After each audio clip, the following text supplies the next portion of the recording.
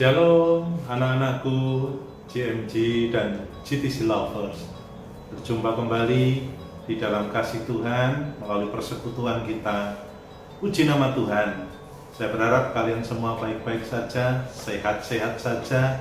Yang kemarin sudah menerima berita kelulusan, selamat buat kalian.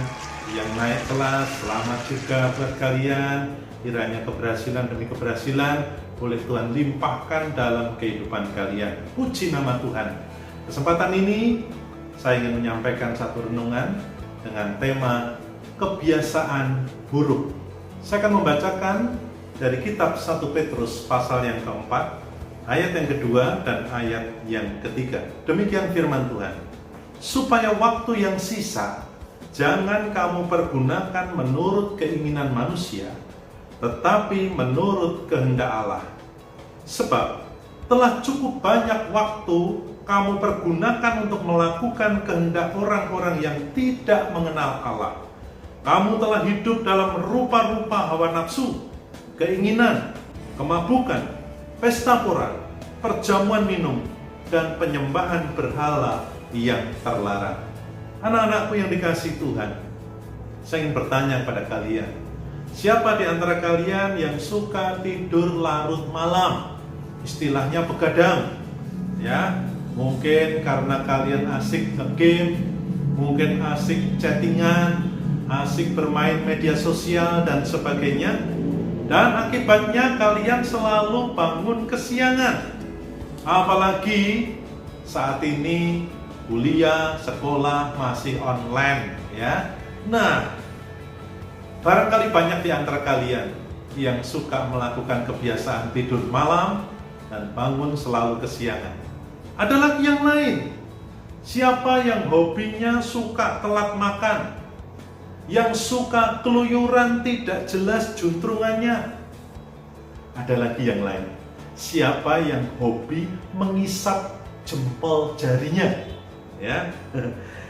Atau suka menggosipin teman-temannya sendiri. Nah, anak-anakku, mungkin kebiasaan-kebiasaan itu sudah menjadi kebiasaan hidup kita sehari-hari. Hal-hal yang saya sebutkan itu sudah menjadi kebiasaan hidup kalian sehari-hari. Bahkan mungkin kita tidak menyadarinya kalau kegiatan-kegiatan itu adalah kebiasaan buruk yang merugikan dan harus segera kita hilangkan.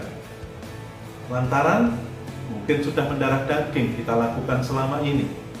Nah, GMG dan GTC Lover, seorang yang bernama Pete Cohen, dia seorang psikolog dan seorang cycle trainer.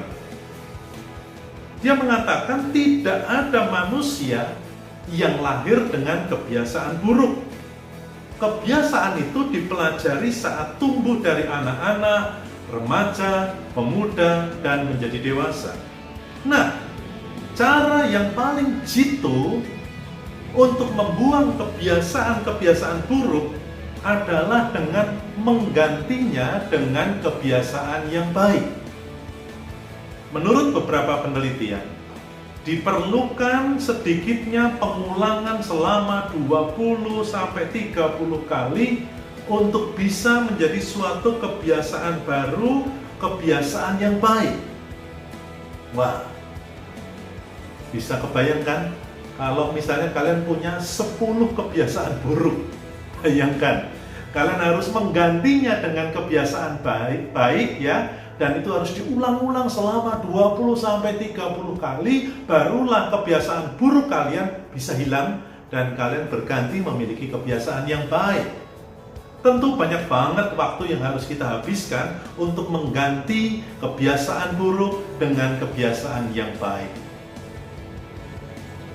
Ketahuilah, menumbuhkan kebiasaan baik sejak dini adalah prinsip yang harus selalu kita tanamkan. Walau mungkin ada kalanya kita gagal saat kita melakukan itu, tetapi jangan berhenti dan jangan putus asa. Teruslah mencoba, teruslah melatih diri untuk melakukan kebiasaan yang baik dengan tetap mengandalkan anugerah Tuhan. Jangan mengandalkan kemampuan kalian sendiri, tetapi andalkan Tuhan. Teruslah mencoba. Latihlah diri kalian untuk melakukan itu. Percayalah, kita pasti akan dimampukan untuk terus hidup dalam kebiasaan-kebiasaan yang baik. Ingat, sekali lagi ingat, menumbuhkan sebuah kebiasaan baik dibutuhkan suatu proses. Not easy, need process. Kita tidak bisa mengharapkannya semudah kita membalikkan telapak tangan kita. Butuh perjuangan, butuh proses, butuh waktu untuk mengganti kebiasaan buruk menjadi kebiasaan yang baik. Perhatikan juga pergaulan kalian. Jangan biarkan pergaulan yang buruk merusakkan kebiasaan-kebiasaan yang baik yang sudah kita miliki dan sudah kita lakukan sekian tahun lamanya. Banyak anak muda, anak remaja yang tanpa disadari membiarkan dirinya dirusak, membiarkan hidupnya dirusak oleh pergaulan. Awalnya mungkin karena tidak berani berkata tidak, ya, tidak berani berkata tidak berani menolak ajakan untuk melakukan sesuatu yang tidak baik. Satu contoh, ya, tidak berani menolak ketika temannya mengajak untuk mencoba rokok. Saya ingat pengalaman saya waktu masih pemuda seperti kalian. Saya punya teman baik, bahkan sudah seperti saudara saya sendiri. Memang kami berbeda keyakinan, tapi kami bersahabat baik.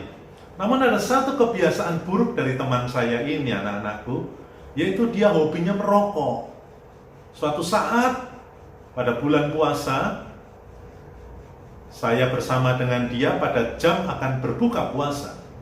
Ketika jam berbuka puasa itu datang, dia tidak segera mencari minum, tidak segera mencari makan, tapi dia keluarkan rokok dari kantong celananya. Dan dia hisap dalam-dalam, keluarkan asapnya, nampak nikmat sekali. Saya terpesona melihat apa yang dia lakukan, dan saya bertanya, enak apa? Oh, enak sekali, kamu coba, satu hisapan saja. Dan saya mencoba, saya hisap satu kali, saya tidak merasakan rasa enak. Teman saya berkata, coba lagi, hisap lagi. Saya hisap lagi, sampai tanpa sadar saya menghabiskan satu batang rokok. Kalian tahu, sejak itu saya ikut ketagihan merokok. Sampai kurang lebih 1 tahun lamanya, baru saya bisa menghentikan kebiasaan buruk merokok itu dengan saya minta pertolongan dari Tuhan, dan saya berkomitmen, bertekad untuk tidak merokok lagi. Mungkin juga ada ajakan dari teman kalian untuk mengajak minum minuman keras, miras, narkoba, begadang, suka melek malam, dugem, apalagi mungkin ketika kita di kelas, di sekolah diajak nyontek dan lain sebagainya. Saudara, lama-kelamaan perilaku buruk itu akan jadi kenikmatan-kenikmatan yang seperti pernah saya alami saat saya belajar merokok tadi.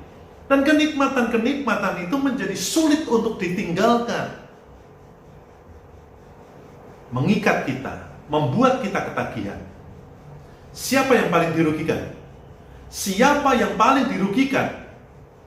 Tentu saja yang paling utama adalah diri kita sendiri. Tetapi juga kebiasaan buruk itu bisa merugikan orang lain. Entah itu keluarga kita, entah itu teman-teman kita. Mereka ikut kena dampak kebiasaan buruk yang kita lakukan. So, karena itu, mulailah hidup dengan kebiasaan-kebiasaan baik. Amin. Maka hidupmu akan berubah. Haleluya. Berkat Tuhan pun akan semakin mengalir di dalam kehidupan kalian, dan masa depan yang terbaik Tuhan sediakan buat kalian yang mau melakukan kehendak Tuhan. Haleluya. Tetap semangat. Tuhan memberkati kalian semua. Amin.